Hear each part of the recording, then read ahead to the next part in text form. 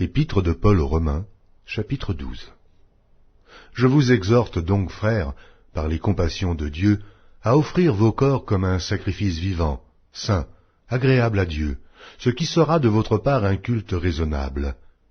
Ne vous conformez pas au siècle présent, mais soyez transformés par le renouvellement de l'intelligence, afin que vous discerniez quelle est la volonté de Dieu, ce qui est bon, agréable et parfait.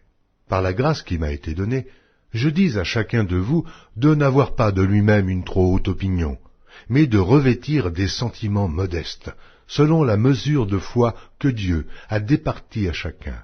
Car, comme nous avons plusieurs membres dans un seul corps, et que tous les membres n'ont pas la même fonction, ainsi, nous qui sommes plusieurs, nous formons un seul corps en Christ, et nous sommes tous membres les uns des autres. Puisque nous avons des dons différents, selon la grâce qui nous a été accordée, que celui qui a le don de prophétie l'exerce selon l'analogie de la foi, que celui qui est appelé au ministère s'attache à son ministère, et que celui qui enseigne s'attache à son enseignement, et celui qui exhorte à l'exhortation, que celui qui donne le fasse avec libéralité, que celui qui préside le fasse avec zèle, que celui qui pratique la miséricorde le fasse avec joie. Que la charité soit sans hypocrisie. Ayez le mal en horreur. Attachez-vous fortement au bien.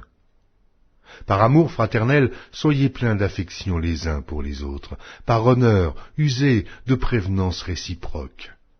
Ayez du zèle et non de la paresse. Soyez fervents d'esprit. Servez le Seigneur. Réjouissez-vous en espérance, soyez patients dans l'affliction, persévérez dans la prière. Pourvoyez aux besoins des saints, exercez l'hospitalité. Bénissez ceux qui vous persécutent, bénissez et ne maudissez pas. Réjouissez-vous avec ceux qui se réjouissent, pleurez avec ceux qui pleurent. Ayez les mêmes sentiments les uns envers les autres, n'aspirez pas à ce qui est élevé, mais laissez-vous attirer par ce qui est humble. Ne soyez point sages à vos propres yeux. Ne rendez à personne le mal pour le mal. Recherchez ce qui est bien devant tous les hommes. S'il est possible, autant que cela dépend de vous, soyez en paix avec tous les hommes.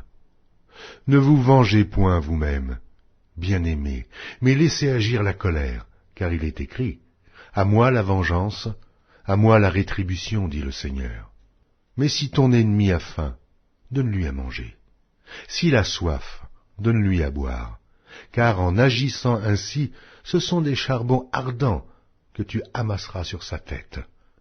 Ne te laisse pas vaincre par le mal, mais surmonte le mal par le bien.